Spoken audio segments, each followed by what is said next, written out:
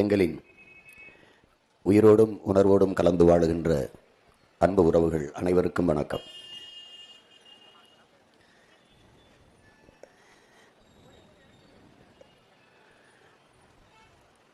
நீண்ட நெடிய வரலாற்று பெருமைகள் பல கொண்ட தமிழர் என்கிற தேசிய இனத்தின் பிள்ளைகள் நாங்கள். திட்டமிட்டு எமக்குள்ளே மொழிப்பற்று இனப்பற்று இல்லாது ஒழித்து சாதிப்பற்று மதப்பற்றை ஊட்டி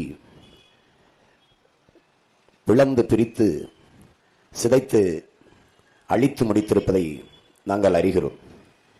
தெற்காசிய முழுமைக்கும் பரவி வாழ்ந்தவர்கள் தமிழர்கள்தான், மற்ற இனங்களெல்லாம் வந்து குடியேறியவர்கள் என்று அமெரிக்க ஹார்வர்ட் பல்கலைக்கழகத்தினுடைய பேராசிரியர் பெருமக்கள் டோனி ஜோசப்பும் ரிச்சர்டும் மார்ட்டினும் தங்களுடைய ஆய்விலே நிறுவுகிறார்கள். அறிவாசான அம்பேத்கர் அவர்கள் இந்திய நிலப்பரப்பு முழுதும் தமிழை தாய்மொழியாக கொண்ட நாகர்கள் தான் பரவி வாழ்ந்தார்கள் என்கிறார். என்னுடைய மூதாதைகளின் மொழி கூட தமிழ்தான் என்கிறார். இந்த நாட்டை என் நாடு என்று சொந்தம் கொண்டாடி கொள்ள ஒரே ஒரு இனத்திற்குத்தான் உரிமை உண்டு, அது தமிழர்களுக்குத்தான் என்கிறார். இமயவரை பரவி இருந்த நாங்கள், தெற்காசிய முழுமைக்கும் பரவி வாழ்ந்த நாங்கள் இந்த காலடியில் குறுக காரணம் என்ன? இமயத்தில் கொடியை நட்டான் இமயவரம்பன் நெடுஞ்சேரலாதன் என்றால் ஊரன் நாட்டில் ஓடிப்போய் என் பாட்டன் நட்டிருக்க முடியாது. பகுருளி ஆற்றுடன் பன்மலை அடுக்கத்து குமரிக்கோடும் கொடுங்கடல் கொல்ல வடதிசை கங்கையுமை இமயமன் கொண்டு தென் திசை ஆண்ட தென்னவன் வாழி என்று எங்களுடைய மூதாதை இளங்கவடிகள் சிலப்பதிகாரத்தில் பாடுகிறார் என்றால், இமயவரை பரவி வாழ்ந்து அதிகாரத்தை செலுத்தியவன் தமிழன் என்று இலக்கிய சான்று கூறுகிறது. வடவேங்கடம் தென்குமரி ஆயிடை தமிழ் கூறும் நல்லுலகு என்று தொல்காப்பியம் கூறுகிறது. இப்படி இவ்வளவு தூரம் பெருமை கொண்டு வாழ்ந்த ஒரு இனம் காலடியில் குறுகி வீழ்ந்து சொந்த நிலத்திலேயே அரசியல் அதிகாரமற்று அடுத்தவனிடம் மனு கொடுத்து மண்டிட்டு முறையிடுகிற நிலையில் நின்று கொண்டிருக்கிறதுக்கு காரணம் என்ன என்று சிந்தித்து பார்க்கிறோம். எங்களுடைய வளங்கள், நெய்வேலியில் பழுப்பு நிலக்கரி மின்சாரமா, அது எல்லோருக்கும் பொது. எங்களுடைய நரிமணம் பெட்ரோலா, அது எல்லோருக்கும் பொது. எங்கள் மண்ணில் எடுக்கிற மீத்தேன் ஈத்தேனா, எல்லாருக்கும் பொது. என் மண்ணில் இருக்கிற அணு உலையிலிருந்து தயாரிக்கப்படுகிற மின்சாரமா, அது எல்லோரும் பகிர்ந்து கொள்வார்கள். நாங்கள் இந்தியர்கள் என்ற தேச உணர்வோடு இருக்க வேண்டும் என்று எதிர்பார்க்கிற இந்த நாடு, நாங்கள் மாண்புமிக்க ஜனநாயகவாதிகளாக இருக்க வேண்டும் என்று எதிர்பார்க்கிற இந்த நாடு, நாங்கள் இறையாண்மையும் தேச ஒற்றுமையும் கடைபிடிக்க வேண்டும் என்று எதிர்பார்க்கிற இந்த நாட்டின் தலைவர்கள், இந்த நாடு காவிரியில் தண்ணீர் தர மறுப்பதை அவரவர் நீர்வளம் அவரவருக்கே என்று, என் மண்ணின் வளம் எல்லோருக்கும், அவரவர் மண்ணின் வளம் அவரவருக்கே என்று இருந்தால் இது எவ்வாறு தேசப்பற்றையும் தேசிய ஒருமைப்பாடையும் இறையாண்மையையும் காப்பாற்றும் என்கிற கேள்வியை நாம் எழுப்ப வேண்டிய அவசியம் இருக்கிறது. முல்லை பேரியாற்று நதிநீர் உரிமை அது கேரளாவுக்குத்தான், காவிரி நதிநீர் உரிமை அது கன்னடர்களுக்குத்தான் என்றால், அப்ப என்னோட நெய்வேலி பழுப்பு நிலக்கரி மின்சார உற்பத்தி எனக்கே என்று நான் வந்தால் எப்படி இந்தியாவில் இறையாண்மையும் ஒருமைப்பாடும் இருக்கும் என்ற கேள்வியை இன உணர்வும் மான உணர்வும் கொண்ட தமிழ் மக்கள் எண்ணி பார்க்க வேண்டும். இந்த இடத்தில் தமிழனுடைய பேரன்பையும் பெருந்தன்மையையும் அவர்கள் ஏமாளித்தனமாகவும் இளிச்சவாய்த்தனமாகவும் மற்றவர்கள் எண்ணுகிறார்கள் என்று எண்ணும்போது அளப்பெரிய கோபமும் வருத்தமும் வெறியும் நமக்கு உருவாகிறது. நான் மட்டும் ஒரு பேரன்புக்காரனாக பெருந்தன்மைக்காரனாக இந்த நாட்டின் இறையாண்மையும் ஒருமைப்பாடையும் கட்டி காப்பாற்றுகிற தேச குடிமகனாக இருக்க வேண்டும். மற்றவர் அவரவர் இனத்தவனாக இருந்தால் எப்படி சரியாக இருக்கும் என்ற கேள்வியை நாம் எழுப்ப வேண்டிய தேவை இருக்கிறது. ஒரு சொட்டு தண்ணீர் தமிழர்களுக்கு கொடுக்க முடியாது என்று கர்நாடகாவை ஆளுகிற காங்கிரஸ் கட்சியின் முதலமைச்சர், துணை முதலமைச்சர் 2 பேரும் சொல்கிறார்கள். ஆனால் அதே கட்சி இந்த நிலத்தில் காவிரி நதிநீர் உரிமையை பேசுவதில்லை. ஒரு சொட்டு தண்ணி தர முடியாது என்று சொன்ன காங்கிரஸ்காரர்களுக்கு தன்மானமும் இனமானமும் கொண்ட தமிழ் மக்கள் நாங்கள் ஏன் ஒரு ஓட்டு கூட போட முடியாது என்ற முடிவை எடுப்பதில்லை என்பதுதான் உங்கள் பிள்ளைகள் நாங்கள் எழுப்புகிற கேள்வி. இதே இந்த நாட்டின் முதலமைச்சராக இருந்த ஐயா ஸ்டாலின் அவர்கள் கர்நாடகாவில் காங்கிரசின் வெற்றிக்கு போய் உழைக்கிறார். அவன் வென்று வந்தால் நமக்கு தண்ணி தர மாட்டான் என்று தெரியும். அவன் வென்று வந்தால் மேகதாதில் அணையை கட்டுவான் என்றும் தெரியும். பிறகு அவன் வெற்றிக்காக அங்கு வாழ்கிற 1.25 லட்சம் 1,25,00,000 மக்கள், நம்ம 1.25 கோடி லட்சம் நம்ம வாழ்கிறோம். அங்க போய் அந்த மக்களின் வாக்கை இங்கே கர்நாடகாவில் இருக்கிற காங்கிரசுக்கு செலுத்துங்கள் என்று கேட்கிறார்.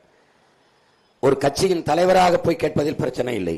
நாட்டின் முதலமைச்சராக எந்த அரசு எந்த கட்சியின் தலைமை தமிழர்களுக்கு தண்ணி தர மறுக்குதோ அந்த கட்சியை வெல்ல வேண்டும் என்று தமிழ்நாட்டின் முதலமைச்சர் வாக்கு கேட்பாரேனால் நாட்டு மக்கள் மீது என்ன அக்கறை இருக்கிறது என்பதை நீங்கள் யோசிச்சு பார்க்கணும். ஒரு சொட்டு தண்ணி தரமாட்டேன் என்று சொன்ன காங்கிரசுக்கு 29 சீட்டை கொடுத்து ஒரு மாநிலங்களவை உறுப்பினரையும் கொடுத்து கூடவே வைத்துக் கொண்டிருக்கிறார்கள் என்றால், ஒரு சொட்டு தண்ணி என் மண்ணுக்கு தர முடியாத உன்னோடு தேர்தல் கூட்டு இல்லை என்று சொல்ல மறுக்கிறார்கள் என்றால் அறிவு சமூகம் இதை சிந்தித்து பார்க்கணும். இந்த உணர்வு, இந்த சிந்தனை நம்ம இல்லாதனால்தான் காலங்காலமாக ஏமாற்றப்பட்டு வீழ்த்தப்பட்டு வஞ்சிக்கப்படுகிறோம் என்பதை என் அன்பு சொந்தங்கள் அறிய வேண்டும். நாங்கள் எங்கிருந்து வந்தோம்? எதற்காக வந்தோம்? உங்களிடத்திலிருந்து உங்களுக்காக வந்தோம். ஏன் வந்தோம்? உலகின் முதல் மொழி தமிழ், முதல் மாந்தன் தமிழன் என்று தன் ஆய்வு கட்டுரையிலே நிறுவினார் நம்முடைய தாத்தா தேவனைய பாவாணர் அவர்கள். தமிழ் மொழி 50,000 ஆண்டுகளுக்கு மூத்தது என்று உலகில் பல்வேறு மொழி அறிஞர்கள் எல்லாம் அதை ஆய்விலே நிறுவுகிறார்கள். ஆதி மொழி தமிழ், நன்கு கட்டமைக்கப்பட்ட மொழி தமிழ், உலக மொழிகளின் தாய் தமிழ். பல்வேறு மொழிகளுக்கு கலை சொற்கள், உயிர் சொற்கள், வேர் சொற்களை தந்த ஒரு தாயின் தாய்மொழியாக தமிழ் இருக்கிறது. உலகில் எந்த மொழியின் துணையும் இன்றி தனித்து இயங்கக்கூடிய உயர் தனிச்செம்மொழியாக நம் மொழி தமிழ் இருக்கிறது. அந்த மொழி கண்ணு முன்னாடி சிதைந்து அழிந்து போனது. தமிழோடு சமஸ்கிருதம் கலந்து கலந்து பேசி 1800 ஆண்டுகளுக்கு முன்பு கன்னடர்களாக பிரிந்து சென்றோம். 1600 ஆண்டுகளுக்கு முன்பு தெலுங்கர்களாக பிரிந்து சென்றோம். 15ஆம் நூற்றாண்டிலே நாம் மலையாளிகளாக பிரிந்து சென்றோம். அதன் பிறகு துளுவர்களாக பிரிந்து சென்றோம். ஒரு பெருத்த தேசிய இனம் மொழி கலப்பிலே பிரிந்து பிரிந்து சென்று சிதைந்து அழிந்தது. எப்படி? சோறு இருக்கும்போது சாதம் என்றோம், மகிழ்ச்சி இருக்கும்போது சந்தோஷம் என்றோம், இழப்பு இருக்கும்போது லாபம் என்றோம், இப்படி ஒவ்வொன்றாக வணக்கம் இருக்கும்போது நமஸ்காரம் என்றோம்.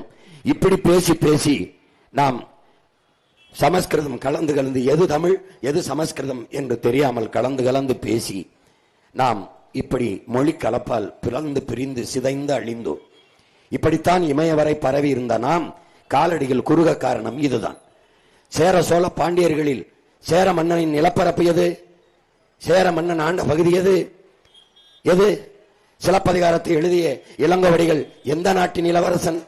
சேர நாட்டின் இளவரசன். சேர நாடு எது? இன்னைக்கு மலையாளம் பேசிக்கொண்டு கேரளாவில் இருக்கிற மக்கள் சேர நாட்டின் பிள்ளைகள். தாய்மொழியில் சமஸ்கிருதத்தோடு தமிழை கலந்து கலந்து தமிழோடு சமஸ்கிருதம் கலந்து அவர்கள் மலையாளியால மாறி போனார்கள். 500 ஆண்டுகளுக்கு முன்னாடி மலையாளம் என்கிற மொழியே கிடையாது. அந்த நிலப்பரப்பை இழந்தோம். ஆனால் இன்று என்ன நிலை?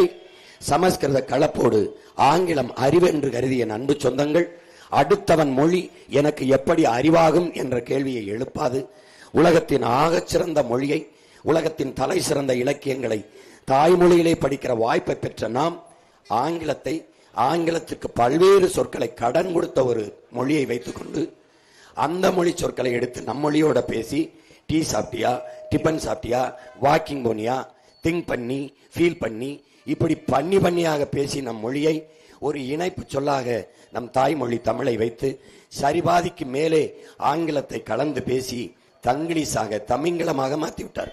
இங்கே கடத்தெருக்களில் பாருங்கள், MM சில்க்ஸ், அந்த ஸ்ரீ மாதேஸ்வரா ஜுவல்லர்ஸ். அப்ப நகைக்கடை கிடையாது, பொன்னணி மாளிகை கிடையாது. தூய தமிழில் சொற்கள் இருக்கும் போது ஆங்கிலத்தை கலந்து கலந்து தமிழில் எழுதுவார்கள், உச்சரிப்பு ஆங்கிலம், ஆங்கிலத்தில் எழுதுவார்கள், உச்சரிப்பு தமிழ். இதுதான் தமிங்கிலம். தெலுங்கர், கன்னடர், மலையாளி, துளுவர் போல நாம் தமிழர்கள் இல்லை, நாம் தமிங்கிலர்கள்.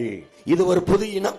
தமிழன் பேச்சில் இருக்காது, தமிழன் எழுத்தில் இருக்காது, தமிழன் நாட்டில் இருக்காது, அதிகாரத்தில் இருக்காது, வழிபாட்டில் இருக்காது, கல்வி பள்ளிக்கூடங்களில் பயிற்று மொழியாக, கல்லூரிகளில் பயிற்று மொழியாக இல்லை, ஒரு பாடமொழியாக கூட தாய்மொழி இல்லை. தாய்மொழியை விட்டு வெளியேறி விட்டார்கள் தமிழர்கள்.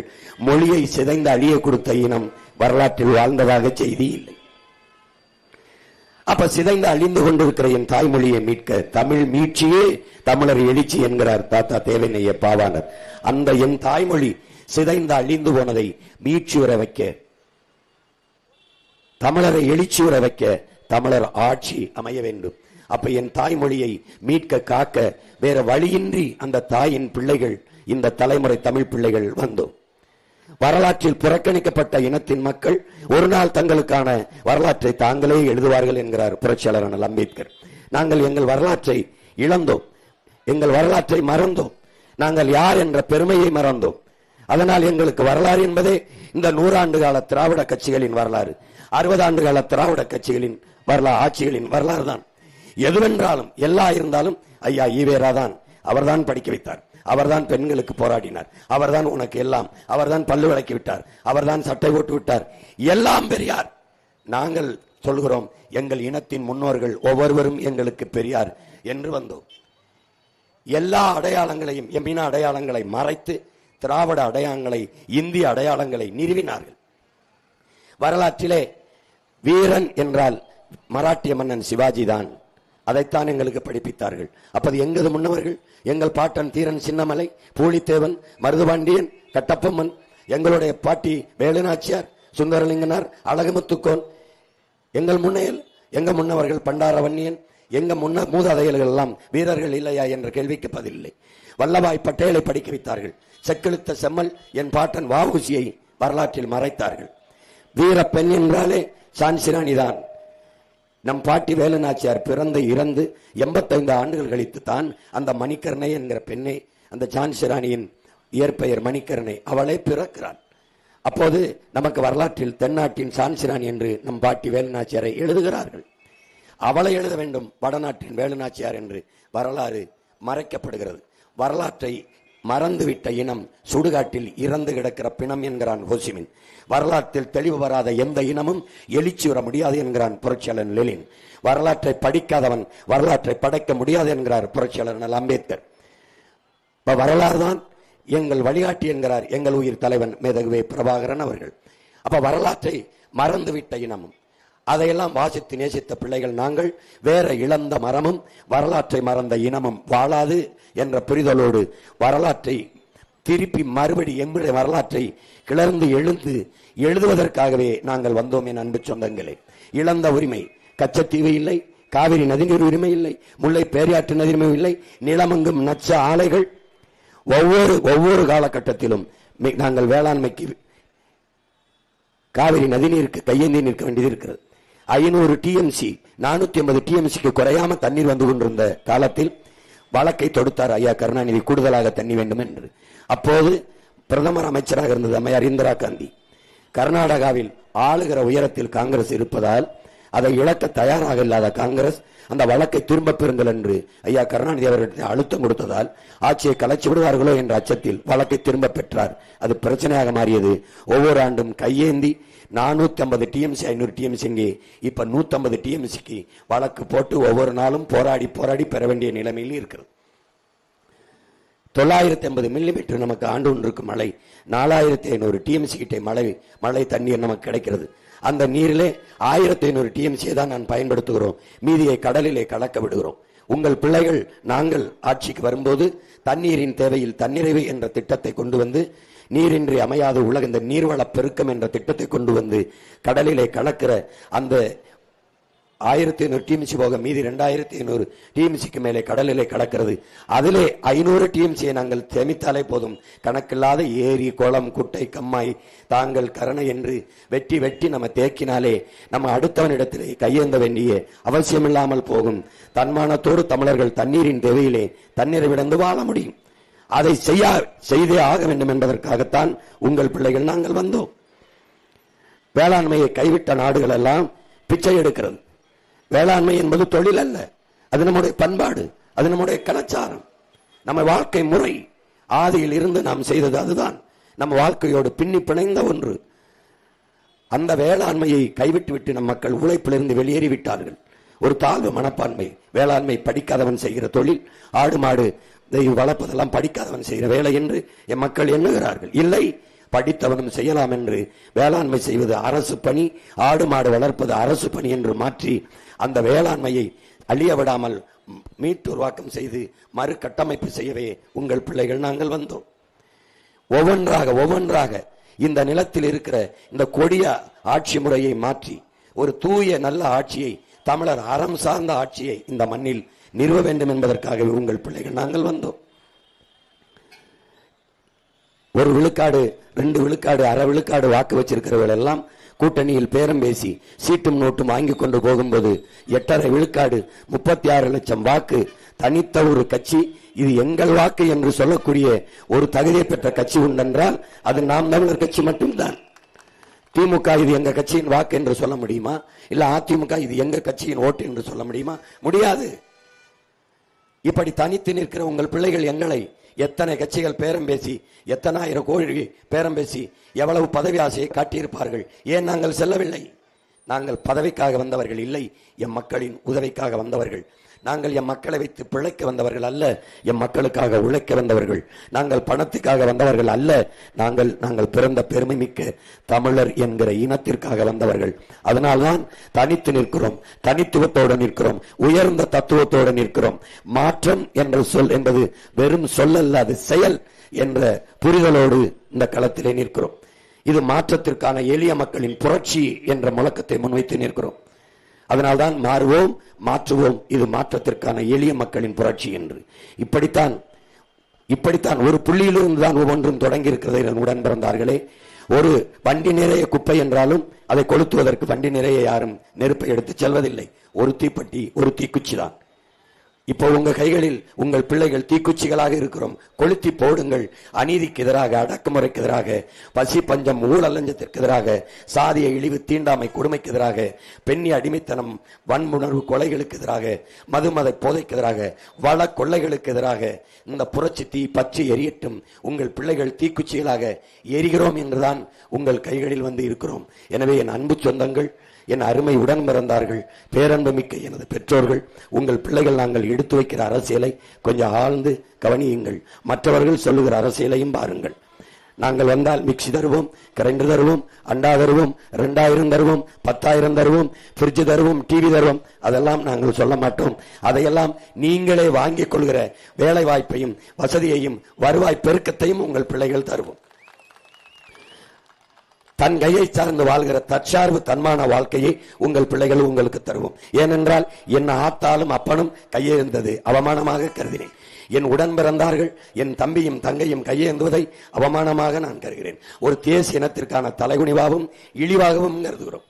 என்ன வளம் இங்கே இல்லை, அந்த வளத்தை வைத்து நிலத்திலே எண்ணற்ற வேலை வாய்ப்பை உருவாக்கி உங்கள் பிள்ளைகள் படித்தவர் படிக்காதவர் அனைவருக்கும் அரசு வேலை, இனி படிக்காதவரே இல்லை என்ற நிலையை உருவாக்குது எங்களின் அடுத்த வேலை என்ற கனவோடு இந்த களத்திலே நிற்கிறோம். எனவே இலவசங்கள் என்பது உங்கள் பிள்ளைகளின் எங்களின் ஆட்சியிலே அறிவை வளர்க்கும் கல்வி உலகத்தரத்திற்கு சரியாக சமமாக தரமாக கொடுப்போம்.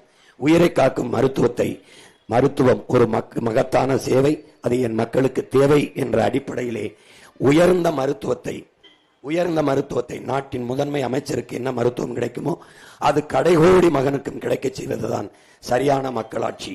சரியாக சமமாக தரமான மருத்துவத்தை தரம் உயர்த்தி என் மக்களுக்கு கட்டணமல்லாமல் கொடுப்போம். பிறகு குடிநீரை, தூய குடிநீரை, உலக உயிர்களின் உயிர் தேவையாக இருக்கிற நீரை விற்பனை பண்டமாக மாற்றிவிட்டார்கள். அதை தடுத்து தூய குடிநீரை என் மக்களுக்கு, என் நாட்டு குடிகளுக்கு சரியாக தரமான குடிநீரை கட்டணமில்லாமல் கொடுப்போம். பிறகு தடையற்ற மின்சாரத்தை கொடுப்போம். எரிகாற்று உருளை கொடுப்போம், இலவசமாக இல்லை, குறைந்த கட்டணத்திற்கு. நாங்களே எரிகாற்று உற்பத்தி செய்வதால் குறைந்த கட்டணத்துக்கு உற்பத்தி செலவை மட்டும் எடுத்துக்கொண்டு என் மக்களுக்கு தடையின்றி எரிகாற்று சிலிண்டரை கொடுப்போம். பயணிக்க நல்ல பாதை கொடுப்போம், தரமான போக்குவரத்து கொடுப்போம். இப்படி இதுதான் அடிப்படை கட்டமைப்பு. அதை உங்கள் பிள்ளைகள் செய்வோம். மற்றவர்களைப் போல மோட்டர் பைக்கு தருவோம், கார் தருவோம், 2000 தருவோம், 3000 தருவோம், தாலிக்கு தங்கம் தருவோம், அதெல்லாம் நாங்கள் சொல்ல தயாராக இல்லை, செய்ய மாட்டோம். நாங்கள் வந்தால் டாஸ்மார்க்கை மூடுவேன், வந்த உடனே மூடுவேன். பணம்பால், தென்னம்பால், ஈச்சம்பால், மூலிகை சாறு என்று கல்லை திறந்து விடுவேன். இந்த டாஸ்மார்க் சீமச்சரக்கை மூடி விடுவேன். ஒருத்தர் கூட இந்த சாராய கடையை மூடுவேன் என்று ஒருத்தரும் சொல்ல மாட்டேன் என்கிறார்கள்.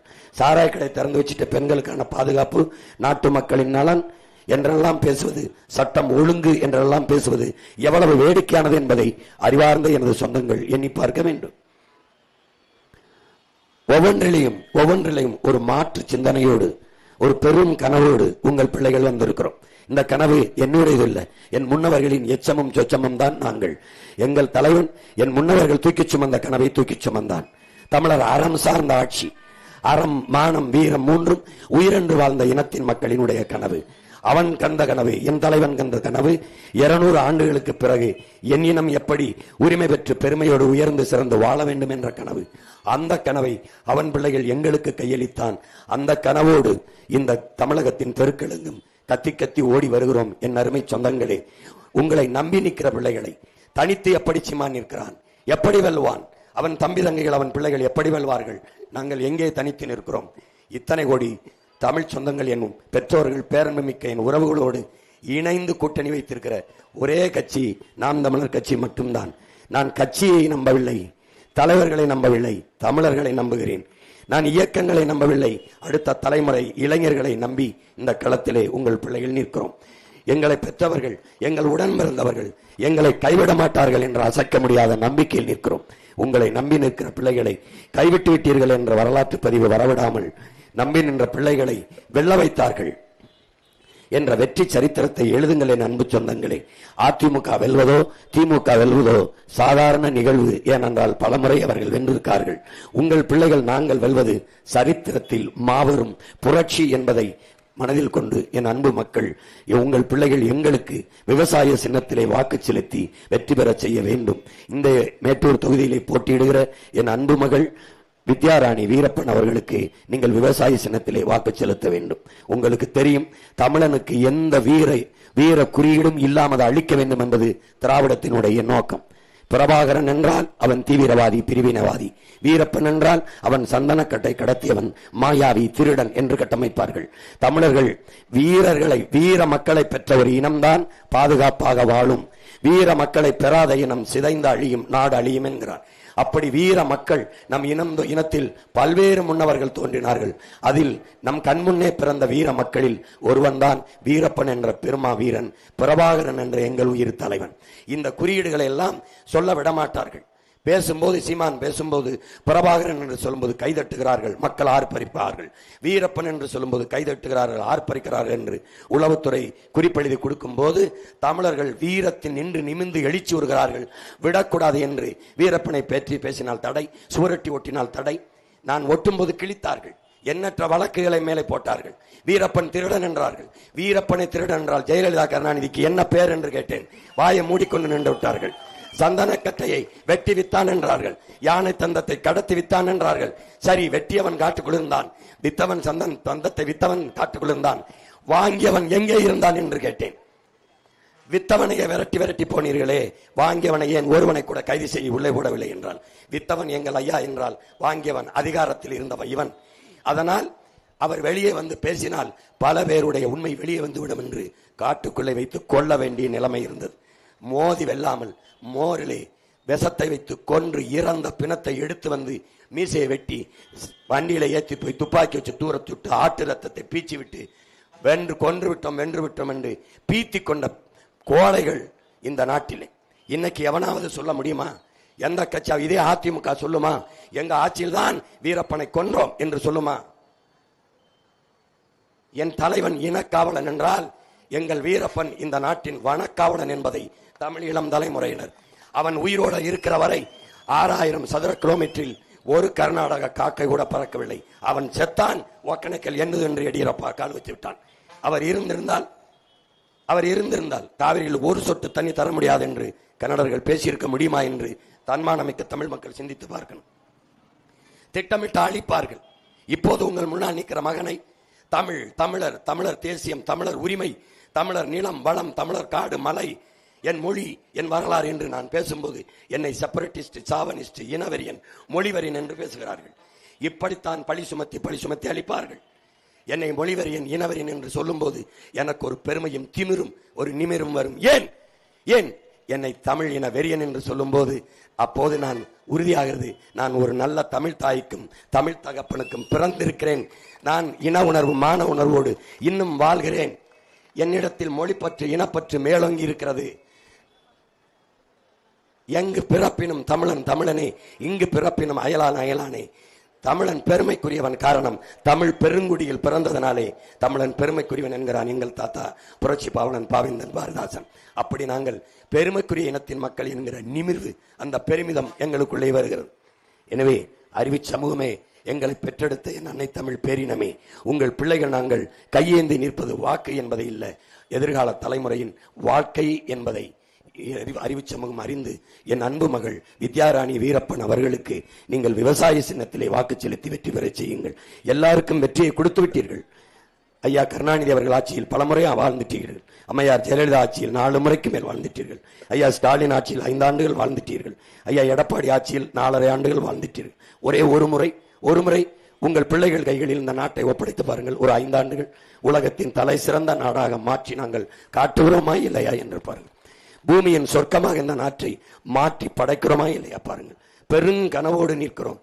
தலையெங்கும் சிந்தனையெங்கும் கனவு. என் தேசத்தின் உயர்வு, என் இன மக்களினுடைய உயர்வு, மேம்பாடு, வளர்ச்சி, தன்மானமிக்க பெருவாழ்வு என்ற கனவோடு இந்த களத்திலே நிற்கிற உங்கள் பிள்ளைகளுக்கு கை கொடுத்து வேளாண்மை சின்னத்தில், விவசாய சின்னத்திலே வாக்கு செலுத்துங்கள். விவசாய பெருங்குடி மக்களே, விவசாயிக்கு வாக்கு செலுத்தவில்லை என்றால் வேறு எவர் செலுத்துவார்? யார் செலுத்துவார்? நான் சின்னம் கேட்கும் போது பேரன்புமிக்க பெற்றோர்களே, புலியை சின்னமாக கேட்டேன். அது தேச விலங்கு என்றார்கள். அப்ப நான் கேட்டேன், தாமரையை எதுக்கு கொடுத்தீர்கள்? தேசிய மலரை எதுக்கு தேச மலரை எதுக்கு கொடுத்தீர்கள் என்றேன். பதில் இல்லை. யானையை கேட்டேன். யானையை ஏற்கனவே கொடுத்தாய்விட்டது, உயிர் உள்ளது எதையும் கொடுக்க முடியாது என்றார்கள். அப்ப யானையை கேட்டேன். காலமாட்டை கேட்டேன். உயிருள்ள எதையும் கொடுக்க முடியாது என்றார்கள். ஆனால் கடைசியாக ஒரு விவசாயி சின்னத்தை கொடுத்தார்கள். ஏன் விவசாயி சின்னத்தை கொடுத்தார்கள்? விவசாயி எவனும் உயிரோடு இல்லை என்று அவர்கள் நம்புகிறார்கள். அதை ஏன் எனக்கு கொடுத்தார்கள்? தன் உயிரை கொடுத்தாவது விவசாயியின் சீமான் காப்பாற்றுவான் என்று என்னிடத்தில் கொடுத்திருக்கிறார்கள். என் அன்பு மக்கள், கற்றறிந்த பெருமக்கள், பல்லாயிரக்கணக்கில் ஆசிரியர்கள் வேலை இல்லை என்று வீதியில் நிற்கிறீர்கள். ஊதிய உயர்வுக்காக போராடுகிறீர்கள். பணி நியமனத்திற்காக காத்திருக்கிறீர்கள். பகுதி நேர ஆசிரியர்கள் பணி நிரந்தரத்திற்கு நிற்கிறீர்கள். படித்த மருத்துவர்கள் ஊதிய உயர்வுக்கு நிற்கிறீர்கள். செவிலியர்கள் பணி நிரந்தரத்திற்கும் ஊதிய உயர்வுக்கும் போராடுகிறீர்கள். வேளாண்குடி மக்கள் சேமிப்பு கிடங்கு கட்டி நாங்கள் விளைவித்த பொருளை சேமிங்கள் என்று கதறுகிறீர்கள், போராடுகிறீர்கள். கொள்முதல் செய்து உரிய விலையை அகவிலையை கொடுத்து எடுத்துக் கொள்ளுங்கள் என்று போராடுகிறீர்கள். எல்லாரும் போராடுகிறீர்கள், கோபப்படுகிறீர்கள். இந்த பிரச்சனையெல்லாம் தந்தவனே திருப்பி எப்படி ஆட்சிக்கு வருகிறான்? அதுதான் உங்கள் பிள்ளைகள் எங்களுக்கு இருக்கிற கேள்வி. எனவே அறிவார்ந்த பெருமக்கள், கற்றறிந்த சான்றோர்கள், உழைக்கும் உழவர் குடிமக்கள் எல்லோரும் இந்த முறை ஒரு மாற்றத்திற்காக சிந்திச்சு என் மகளுக்கு இந்த வேளாண்மை விவசாய சின்னத்திலே வாக்கு செலுத்தி வெற்றி பெற செய்யுங்கள். எங்களின் வெற்றி உங்களின் வெற்றி. நாம் தமிழர் கட்சியின் வெற்றி இல்ல, நாம் பிறந்த பெருமை மிக்க தமிழர் என்கிற இனத்தின் வெற்றி என்பதை புரிந்து கொண்டு வாக்கு செலுத்துங்கள். புரட்சி எப்போதும் வெல்லும். உங்கள் பிள்ளைகள் எங்களின் வெற்றி அதை சொல்லும். எங்கள் இலக்கு ஒன்றுதான், நம் இனத்தின் விடுதலை. இனம் ஒன்றாவோம், இலக்கை வென்றாவோம். தமிழ் தாய் வாழ்க, எங்கள் தலைவர் பிரபாகரன் வாழ்க, மாவீரன் வீரப்பனார் புகழ் வாழ்க, என் அன்பு மகள் வித்யாராணி வெல்க. நன்றி, வணக்கம். நாம் தமிழர்.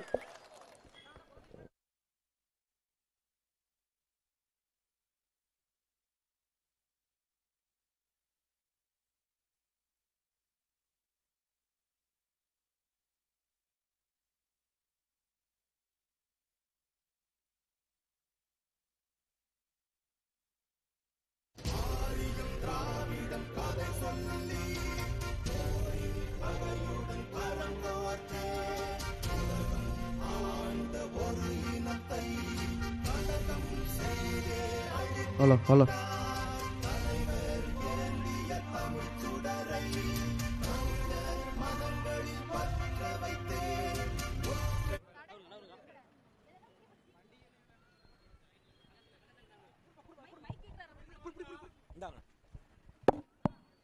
அன்பு செல்வத்திற்கு செந்தமிழ் வீரப்பன் என்ற பெயரை சூட்டுகிறேன். செந்தமிழ் வீரப்பன்.